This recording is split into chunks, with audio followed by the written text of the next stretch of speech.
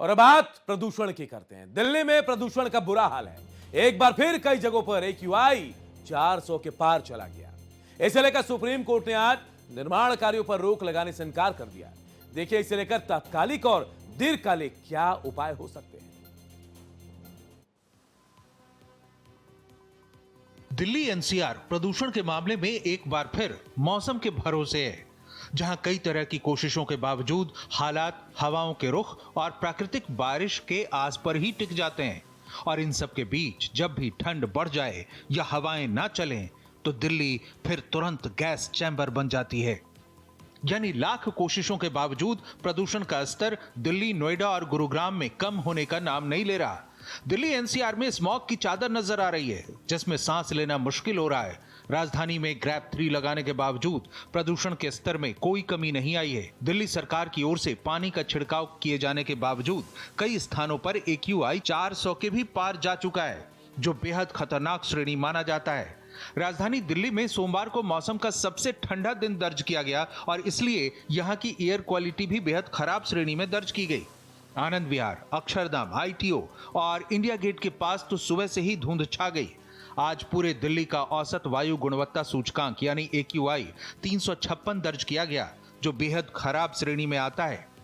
केंद्रीय प्रदूषण नियंत्रण बोर्ड CPCB और IMD ने यह जानकारी दी। ऐसे में सवाल है, क्या दिन ब दिन जहरीली होती जा रही दिल्ली में दम घुटकर रह जाएगा? दिल्ली के पॉल्यूशन को लेकर के पिछले 30 सालों से तमाम तरह की कवायद चल रही है, लेकिन वो पूरी तरह से सार्थक साबित नहीं हो पाई है।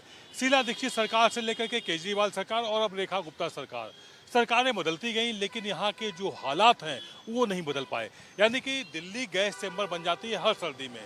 इसके निराकरण के लिए अगर हम जानकारों की बात माने तो उनका कहना है एक मास्टर प्लान की जरूरत है। एक ऐसा मास्टर प्लान जिसमें ग्रीनरी बढ़ाई जाए, यानी कि साल भर काम हो, ना कि सिर्फ सर्दियों में जब हवा जहरीली हो जाती है। इसके साथ ट्रैफिक सुधार की व्यवस्था की जाए, क्योंकि जब ब्रेक लगती है गाड़ी में तो ब्रेक के लगने से टायर घिसते हैं, उसके जो पार्टिकल निकलते हैं वो भी जहर उगलते हैं। हालांकि आज प्रदूषण के चलते दिल्ली एनसीआर में निर्माण कार्यों पर प्रतिबंध लगाने से सुप्रीम कोर्ट ने इनकार कर दिया है। सुप्रीम कोर्ट ने कहा है कि निर्माण कार्यों पर प्रतिबंध जैसे कठोर कदमों से लाखों लोगों की आजीविका खतरे में पड़ जाएगी, जबकि इसकी जगह दीर्घकालिक उपाय किए जाने चाहिए। प्रदूषण से जंग में यही बात एक्सपर्ट भी कहते हैं। अगर पिछले हम 25-30 साल की बात करें तो कई बार माननीय सर्वोच्च न्यायालय में ये मैटर गया, NGT में गया, हाई कोर्ट में गया। आपको ध्यान है दिल्ली में पहले डीजल की बसें चलती थी, वो भी फेज आउट हो गई। CNG की भी हो गई, अब इलेक्ट्रिकल आ गई हैं। दिल्ली में अपने बिजली बनाने के संयंत्र हुआ करते थे, जिनको हम राजघाट, इंद्रप्रस्थ या बदरपुर के नाम से जानते थे। कई साल पहले उनको भी बंद कर दिया। दिल्ली में 15 साल पुरानी गाड़ियां अलाउड नहीं हैं। In spite of all this, Delhi का वायु प्रदूषण ऑलमोस्ट एवरी ईयर कुछ ना कुछ उसमें बढ़ोतरी होती है। हालांकि हर साल आतंक फैलाने वाले इस दमघोंटू प्रदूषण से मुक्ति के लिए तुरंत राहत जैसे उपायों को भी नहीं छोड़ा जा सकता। इन सब के बीच अगर दीर्घकालिक उपायों पर लगातार काम किया जाए, तभी जाकर देश की राजधानी दिल्ली और NCR के लोग टिक पाएंगे, वरना पॉल्यूशन का आतंक उन्हें तिल तिल कर मार रहा है। संवाददाता आदित्य द्विवेदी के साथ ब्यूरो रिपोर्ट, भारत एक्सप्रेस।